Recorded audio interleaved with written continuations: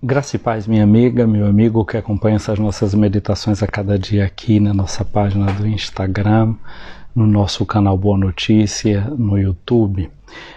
Hoje nós retomamos o chamado tempo comum dentro da nossa liturgia. O tempo comum significa dizer que nós estamos vivendo na plenitude do tempo da Páscoa de nosso Senhor Jesus Cristo. Vivemos a graça da sua ressurreição no nosso cotidiano. É uma Páscoa perene. Isso é o significado profundo do tempo litúrgico chamado de tempo comum.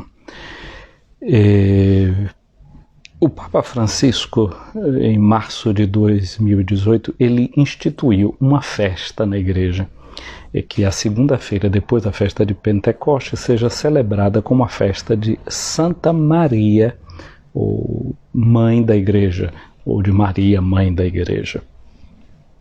Talvez fosse bom a gente olhar um pouco no tempo. Aqui em Roma existem as chamadas 4 basílicas patriarcais. Uma basílica é aquela de São João do Latrão, que é a Catedral de Roma, é a igreja que é a cabeça e coração da cristandade. Foi uma basílica que o imperador Constantino, quando deixa os cristãos livres, ele dá que era um lugar de um quartel do grupo de soldados pertencentes à tropa de Maximiano, com quem ele entrou em luta. E aquele lugar foi construído ali com a Basílica do Santíssimo Salvador, é a Catedral de Roma. Uma outra basílica é a Basílica de São Pedro, que é uma basílica martirial, muito mais conhecida do que a Catedral de Roma, porque naquela basílica foi erguida no lugar do martírio de São Pedro e o lugar onde está sepultado o seu corpo. Uma outra basílica é a Basílica de São Paulo fora dos muros, que é o lugar onde São Paulo foi sepultado, não muito longe do lugar do seu martírio, que é chamado de Três Fontes, Tre Fontane. E existe uma outra basílica em Roma, que é uma das primeiras igrejas no Ocidente, dedicada a Nossa Senhora. É chamada de Basílica de Santa Maria Maior. E essa igreja, ali se celebra uma festa de Nossa Senhora no dia 5 de agosto, pleno verão, portanto, do lado de cá. E você que é aí do Brasil, que conhece os calendários das festas, você logo se ativa que no dia 5 de agosto nós celebramos a festa de Nossa Senhora das Neves, justamente porque naquele monte onde foi feita essa igreja, no início houve ali, em pleno mês de agosto, uma nevada. No mês de agosto aqui o calor está mesmo chegando ao máximo, porque já a partir de setembro já se começa uma nova estação. Santa Maria Maior. Agora, essa igreja de Santa Maria Maior, ela é uma igreja que foi feita no ano 431 d.C. e ela celebra um concílio que houve na cidade de Éfeso. Éfeso fica na atual Turquia dos nossos dias. A gente conhece na Bíblia a carta de São Paulo aos Efésios. Naquele lugar, nós se retém que João Evangelista viveu ali também na companhia de Maria, a mãe de Jesus. Então é muito interessante até que esse concílio tenha sido celebrado nesse lugar. Um chamado concílio ecumênico. Oikos, em grego, significa casa. Quando se diz que um concílio foi ecumênico, quer dizer que de toda a casa, de todo o globo terrestre, de todo o mundo, lá estavam presentes os bispos. Aí entendamos o mundo, era o mundo, aquele mundo do Império Romano, onde o cristianismo tinha chegado, onde tinha bispo, aqueles que foram participar. Qual era a grande questão daquele concílio? Aquele concílio estava vivendo uma dificuldade que era cristológica, em relação à fé em Cristo, mas que tocava também à questão mariana. É que um bispo levantou uma questão, chamava-se Nestório. Nestório levantou uma questão de não querer chamar Maria de Mãe de Deus. Assim todos chamavam, não é? Tem uma oração muito antiga chamada "Sob a vossa proteção recorremos, Santa Mãe de Deus". Essa é uma oração chamada Subitum Praesidium. É uma oração que se conhece já desde o fim do primeiro século, início do primeiro século. Os cristãos já chamavam assim Maria de Mãe de Deus. No concílio de de Nicéia, isso foi reafirmado mais uma vez, no ano 325, chamar Maria de Mãe de Deus. Mas esse Nestório começava a dizer assim, não, Maria nós não podemos chamar Mãe de Deus, nós temos que chamá-la de Mãe de Cristo, porque ela é mãe do Filho do Homem. E aí o concílio ali em Nicéia resolveu, em Éfeso, aprofundou essa questão, sobretudo para dizer uma coisa: Jesus é uma única pessoa. Uma única pessoa. E essa pessoa tem duas naturezas: a natureza humana e a natureza divina. Mas Maria é mãe de uma pessoa, que é Jesus, que tem uma natureza humana e tem uma natureza divina. Você que é mãe, pai, não é? Aí de repente você olha para o seu filho, você vê que o olho é igualzinho o seu. A boca já é a boca do pai. Você não vai dizer que agora você é mãe do olho ou a mãe do nariz que parece com você e não é mãe daquela parte que saiu parecida do pai, não é? Você é mãe de uma pessoa inteira, ou então você tem o filho e o caráter é igualzinho do avô paterno. Quer dizer, você é mãe só da parte física, biológica, e não é mãe da dimensão psicológica, da parte do caráter da pessoa? Não. Se é mãe de uma pessoa inteira, com aquilo que integra essa pessoa. Portanto, o concílio, definindo que Maria é mãe da pessoa que é Jesus, que tem duas naturezas, então proclama Maria como mãe de Deus. Como mãe de Deus, porque mãe de Jesus, o Filho de Deus encarnado, que tem natureza humana, tem natureza divina. Então aquilo no concílio de Éfeso foi uma festa imensa, foi uma festa grande. Saíram então com tochas acesas durante a noite pela cidade de Éfeso, gritando: Maria é mãe de Deus, Maria é mãe de Deus. E aqui em Roma, não é, se fez essa igreja, não é, que recorda esse mistério de Maria como mãe de Deus. Uma coisa interessante nas igrejas antigas é que se levava muito em consideração também a beleza do templo, e o próprio templo não era só uma questão de beleza estética. O templo queria ter também uma beleza catequética. E dentro dos templos se fazia muito trabalho de arte, com os chamados mosaicos, e as portas das igrejas também, elas eram chamadas portas catequéticas. Interessante que nessa Basílica de Santa Maria Maior, aqui em Roma, quando a gente fica de frente para a Basílica logo, então tem 3 portas que chamam muito a atenção. Uma que está bem à esquerda da igreja, que é uma porta nova. Foi depois que o Papa São João Paulo II escreveu a exortação apostólica Rosarium Virginis Maria, o Rosário da Virgem Maria, e introduziu os chamados mistérios luminosos. Então naquela porta estão figurados os mistérios, não é, do Santo Rosário, instituídos por São João Paulo II. Então aquela porta lembra isso. Existe uma porta central, e naquela porta central são lembradas cenas da vida de Maria, da vida do próprio Jesus, que tem base na Sagrada Escritura, que tem base também em textos antigos, como evangelhos chamados evangelhos apócrifos, por exemplo, o proto-evangelho de Tiago.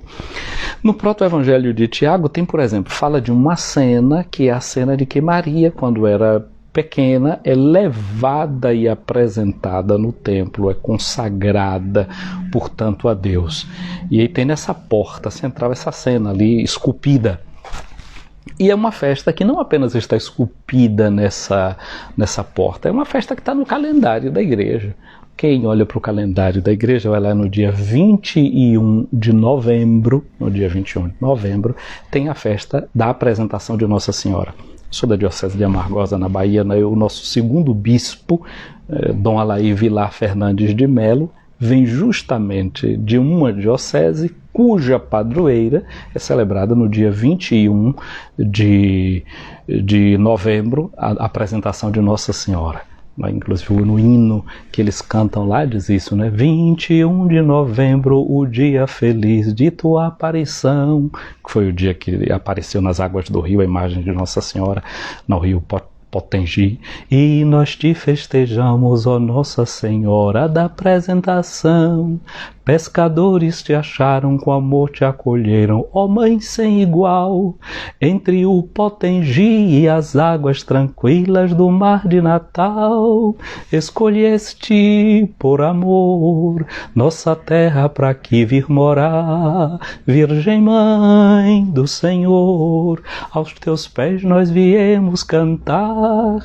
Esse é um canto que lembra, por exemplo, essa festa de Nossa Senhora da Apresentação, uma festa que não tem base bíblica, mas tem base nesse evangelho apócrifo do proto-evangelho de Tiago, por exemplo, uma grande arquidiocese de onde veio um bispo para a minha diocese, que tem essa memória litúrgica e este fato. Pois bem, essa cena está lá esculpida nessa porta central da Basílica de Santa Maria Maior. E existe a última porta que está do lado esquerdo de quem fica de frente à Basílica de Santa Maria Maior.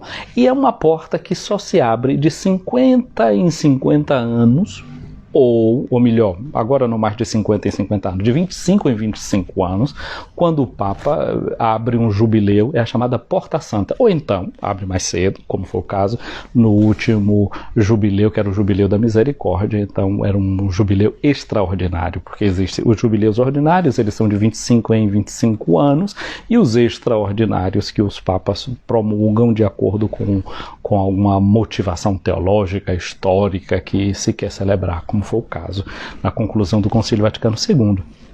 Então lá foi aberta de novo essa porta. Nessa porta, que é a Porta Santa, tem algumas coisas figuradas. Entre as figurações que tem um Jesus assim saindo do túmulo, Maria ao lado dele, e está esculpida esta cena do Concílio de Éfeso, lembrando lá, chamando Maria Mater Dei, Maria Mãe de Deus. Lembrando isso, Maria Mãe de Deus, foi o Concílio de Éfeso. O último concílio que nós vivemos na Igreja foi o Concílio Vaticano II, que foi do ano de 1962 a 1965. Em várias sessões, vários bispos do mundo vieram aqui participar do Concílio Vaticano II. Na sessão terceira do Concílio Vaticano II, o Papa Paulo VI promulga, não é, com todos os bispos, um documento chamado Lumen Gentium, Luz dos Povos, não é, no qual mostra a Igreja a sua ação missionária como luz de todos os povos. Um belíssimo capítulo sobre a santidade da Igreja, a nossa vocação comum de todos os cristãos como batizadas e batizados para sermos santos.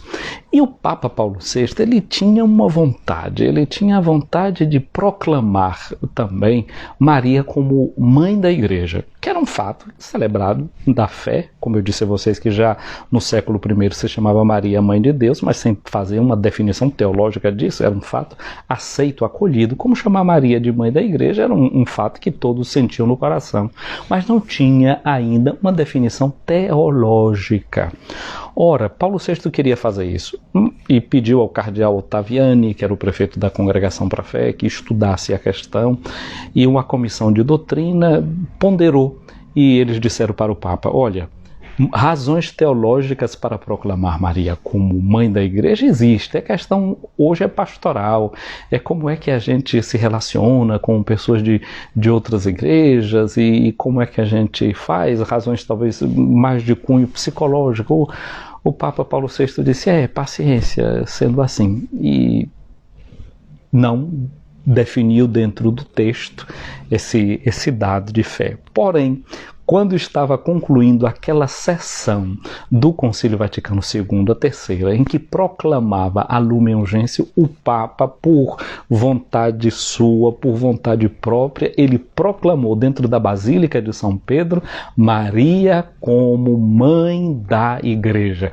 E aí prorromperam todos os padres sinodais num belo e grande aplauso.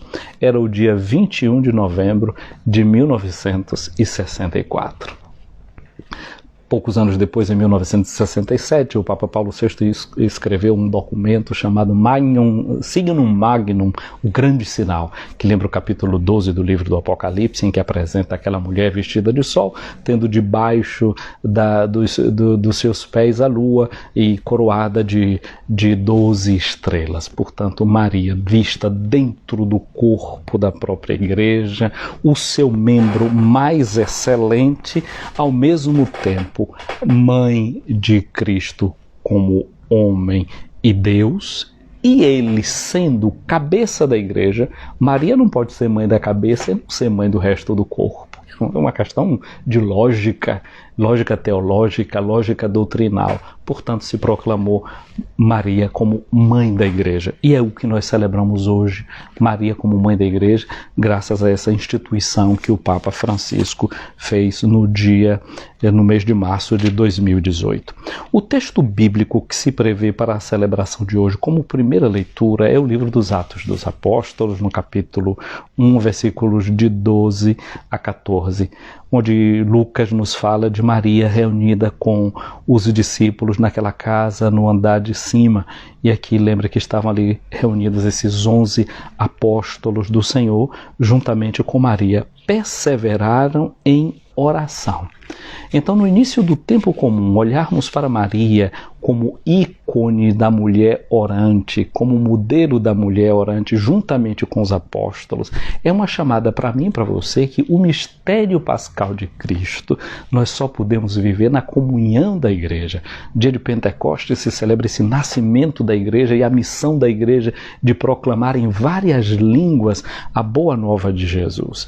Portanto, isso só é possível a gente conservar essa fé nessa comunhão. Por isso que a gente diz no credo: creio na igreja una, santa, católica e apostólica.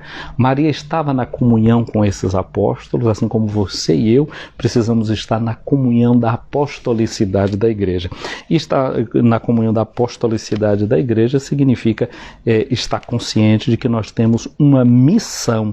A palavra apóstolo significa aquele que é enviado, aquele que é mandado, portanto é missionário. Mas a igreja, antes de sair em missão, ela precisa perseverar na oração. Não é que a gente vai sair para proclamar uma realidade que a gente não conheça, algo que a gente não experimente. Esse é o grande problema, e é por isso que se fala tanto hoje de nova evangelização. Uma evangelização que deve ser nova no seu método, nova no seu ardor e nova nas suas expressões. O conteúdo é o mesmo de sempre. Jesus Cristo, como diz a carta aos Hebreus, Jesus Cristo é o mesmo, ontem, hoje e sempre. O conteúdo é o mesmo. A questão é do modo das expressões, da metodologia que a gente precisa saber mudar para que essa boa nova de Jesus chegue ao coração das pessoas. E a primeira coisa é, a evangelização começa nos joelhos, começa na contemplação desse mistério de Deus, na acolhida desse mistério de Deus em seu próprio coração. O texto do evangelho que a igreja nos dá para a celebração dessa festa é João no capítulo 19, os versículos 25 a 27. Fala de Maria de pé na cruz, juntamente com Maria de Cleofas, Maria Madalena, e Jesus vendo Maria e ao lado dela o discípulo amado, ele diz para Maria: mulher, eis o teu filho.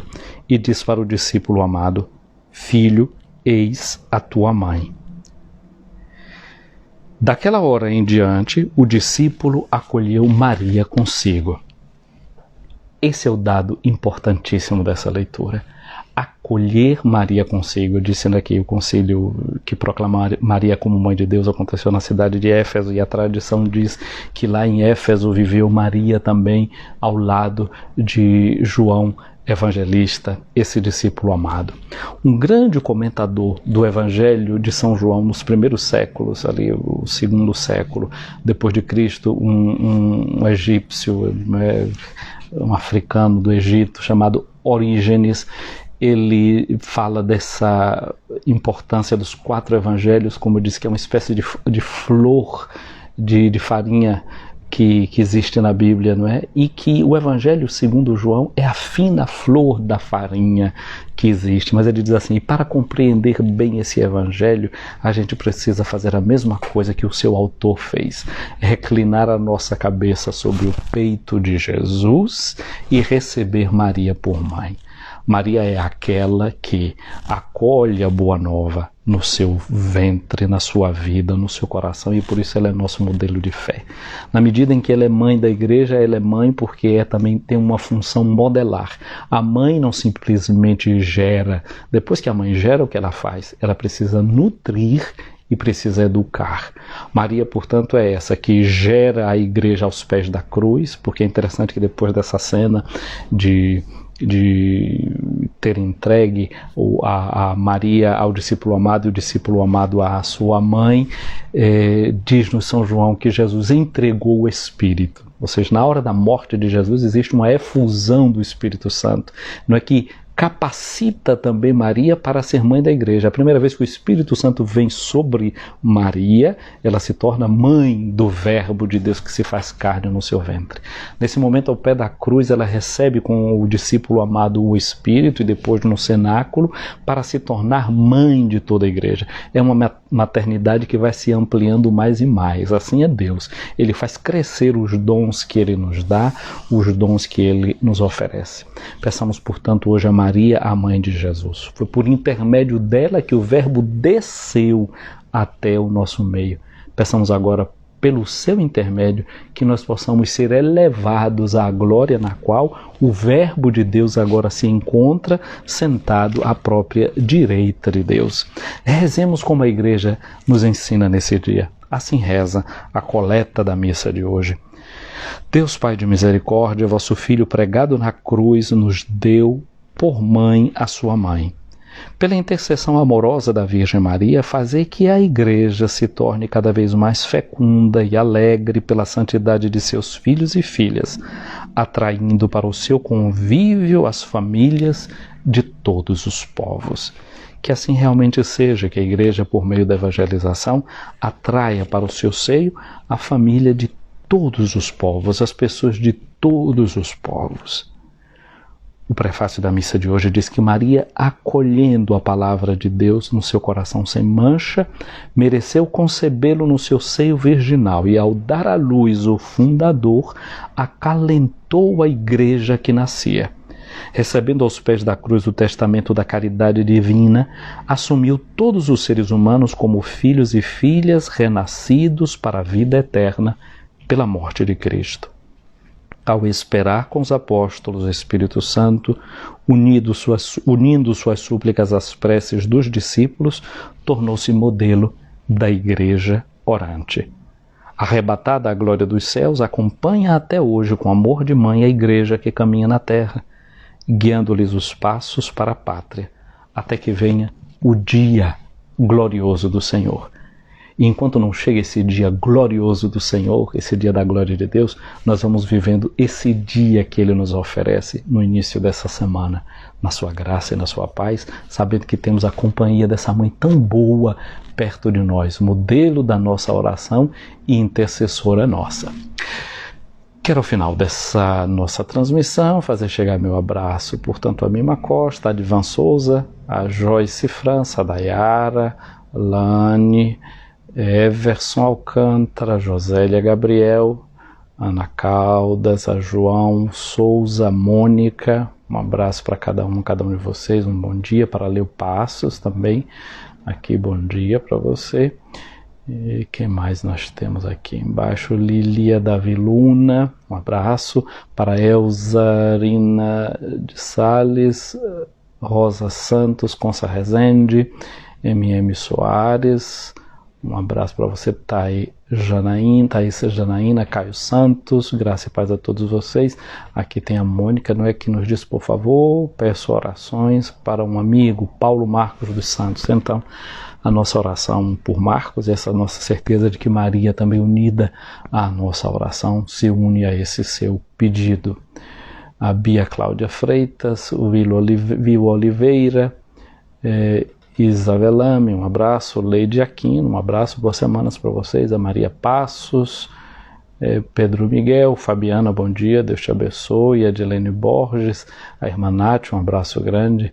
O Evangelho de hoje fala de vocês, as filhas do Calvário, né? Maria aos pés da cruz, o nosso amigo Padre Juarez, que também presente nessa nossa transmissão. Edilene Borges, eu já disse, quem mais eu tenho aqui? Caio também, Padre Rânio Guerra, chegando aqui ao final, Padre Rânio tem que ver agora do início, porque já estamos finalizando, a Rose Santos também. Então, nós deixamos aqui, eu espero que hoje fique salvo, que ontem aqui fui olhar um bocadinho para o lado para fazer um título, quando eu voltei, já tinha sumido e não ficou o vídeo de ontem sobre a festa de Pentecostes, que até eu gostei. Pois é, minha amiga, meu amigo, um dia abençoado para você, e nesse dia em que nós lembramos Maria como mãe da igreja, a ela voltemos o nosso olhar e o nosso coração, dirijamos o nosso coração ao Calvário, onde Jesus nos deu Maria por mãe, voltemos o nosso coração ao cenáculo, onde Maria recebe com todos os apóstolos o dom do Espírito Santo. E recordemos, como eu dizia, não é?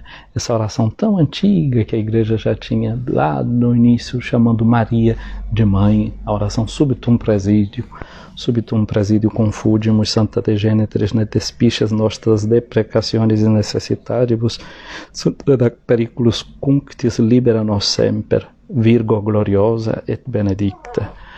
A vossa proteção recorremos, Santa Mãe de Deus. Não desprezeis as nossas súplicas nas nossas necessidades, mas livrai-nos sempre de todos os perigos, ó Virgem gloriosa e bendita. Ave Maria, cheia de graça, o Senhor é convosco.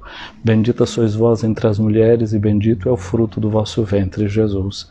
Santa Maria, Mãe de Deus, rogai por nós, pecadores, agora e na hora da nossa morte. Amém. Venha sobre nós a bênção de Deus Todo-Poderoso, o Pai, o Filho e o Espírito Santo. Amém. Pois é, Padre Edivan, a alegria é sempre nossa, né? Você aí no Santuário de Nossa Senhora da Salete, no Mato Grosso, não é isso? Se eu não me engano, é no Mato Grosso que está o nosso caro Padre Edivan. Um abraço para Rogério, que também estou vendo aqui presente chegando aqui ao final dessa nossa transmissão. Um dia feliz, um abraço grande para cada um de vocês, que vivamos a retomada, não é, desse tempo comum, cheio de alegria e paz, retomando a leitura do Evangelho de Marcos, né, a partir agora dessa 9ª semana do tempo comum. Então, é o caminho que nós vamos seguir a partir de agora, vai ser a meditação sobre o Evangelho segundo Marcos. Uma coisa que eu quero desafiar você, pega o Evangelho de Marcos e lê todo, é uma sentada, 16 capítulos, muito rápido, num piscar de olho você lê. O Evangelho não foi feito para a gente ler assim aos pedacinhos, não, é para a gente fazer uma leitura completa. Então, portanto, antes da gente retomar, se você pode, durante essa semana, ver se você consegue aí, como é que faz uma leitura de uma sentada aí, em 1 hora você vai dar conta de ler o Evangelho de Marcos todinho. Então, e a partir daí a gente vai fazendo as meditações a cada dia, seguindo a indicação da Santa Liturgia. Então, Paulinha, que chega aqui também, um abraço grande. Padre Edivan confirma, não é, aí em Várzea Grande, no Mato Grosso. Um abraço, portanto, a cada um de vocês. Fiquem com Deus.